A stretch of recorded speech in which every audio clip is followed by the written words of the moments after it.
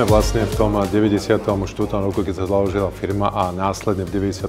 roku sme priniesli na trh strojové omietky na omietanie vlastne vnútorných povrchových úprav. To znamená, že sme sa hlavne zaomerali na strojové spracovanie omietok a po 30 rokoch sme si povedali, že keď sa pozrieme na to, ako sa dneska realizuje fasáda, respektíve zateplovanie fasád, tak je tam veľmi veľa ručnej práce.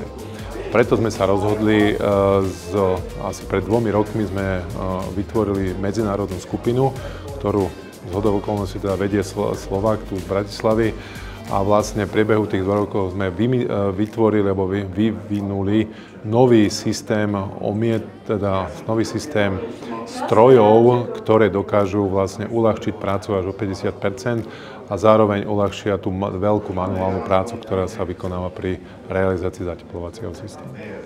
No, určite tou najdôležitejšou udalosťou od začiatku bolo rozhodnutie postaviť výrobný závod v Rohožníku na Zelenej lúke, pretože v tom čase sa veľa závodov rekonštruovalo. No a my sme mali to šťastie, že sme si postavili nový výrobný závod, čiže to bola určite taká veľmi dôležitá pre nás investícia a v tom 96.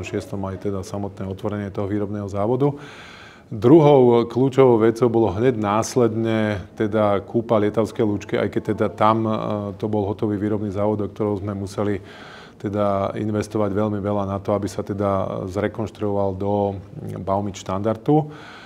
Z hľadiska ďalšieho vývoja by som povedal, že tých investícií bolo veľa. Takou možno najdôležitejšou investíciou bola investícia do baliaceho zariadenia, ktoré spomínal kolega Sakáč, pretože tá balička po takmer 30 rokoch už nevyhovala teda najnovším požiadavkám a naozaj sme teda vymenili v sezóne, čo bolo taká zaujímavé, že v máji, čo je jeden z najsilnejších mesiacov, sme vymenali baličku, ale zvládli sme to.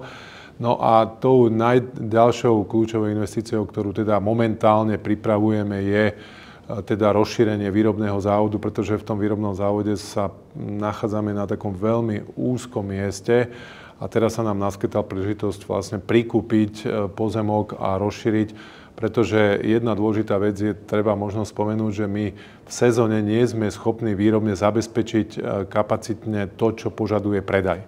A preto my musíme v zimnom období si ako keby predvyrobiť na sklad a keď nemáte tie kapacity, teda nemáte tie skladové kapacity, tak jednoducho si to nemôžete urobiť. Takže toto je taká dôležitá investícia, ktorá nás čaká vo výške teda 4 milióny eur, ktorú teraz chystáme na teda koniec tohto a budúci rok.